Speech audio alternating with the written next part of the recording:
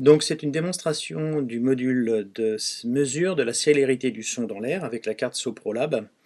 Le module son est composé d'une partie ici qui correspond au buzzer, qui va émettre un bip, et d'une autre partie à l'autre extrémité d'un tube de PER de 2 mètres, d'un microphone qui lui va mesurer l'arrivée du son après avoir parcouru la distance de 2 mètres.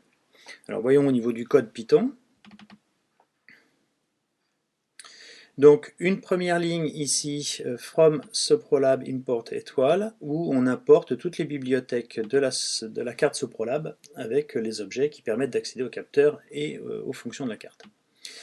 Ensuite, une bibliothèque spécifique qui vient simplifier l'utilisation du module son. Donc SoProLab célérité son. Et puis ensuite, on va effectuer 10 mesures successives où on met en marche le buzzer. On effectue une petite temporisation de 400 microsecondes qui correspond au temps nécessaire entre l'impulsion électrique et le début de l'émission du son au niveau du buzzer. Puis T0 prend pour valeur l'état du chronomètre en microsecondes au moment de l'émission du son. On a ensuite une boucle infinie tant que l'impulsion ici est toujours à l'état faux au niveau du microphone.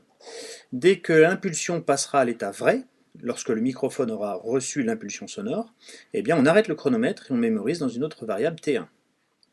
On arrête le buzzer, et donc ensuite on calcule ici l'intervalle de temps entre le chronomètre T1 après la réception du son et le chronomètre T0 avant l'émission du son.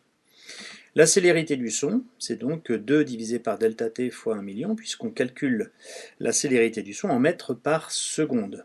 Puis on affiche ici le résultat, célérité mesurée, avec un réel, 3 décimales, 3 chiffres dans la partie entière et 2 décimales. On attend une seconde avant d'effectuer la mesure suivante et ainsi de suite. On affiche l'information ensuite, la célérité théorique du son dans l'air est de C égale 331,5 plus 0,607 fois T, la température de l'air, pour rappeler que la célérité du son dépend de la température de l'air.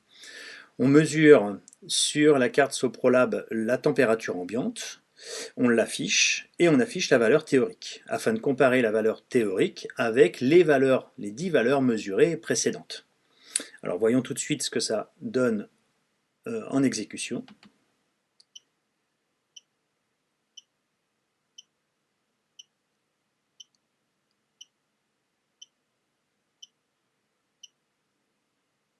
Alors vous voyez que les valeurs que l'on a pu mesurer sont relativement constantes, mis à part la première.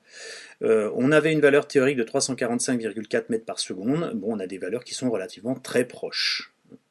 Voilà pour la démonstration sur l'utilisation du module son avec la carte SoProLab et les bibliothèques préprogrammées en Python qui simplifient énormément justement l'utilisation de carte à microcontrôleur programmée en Python. Bonne journée, au revoir.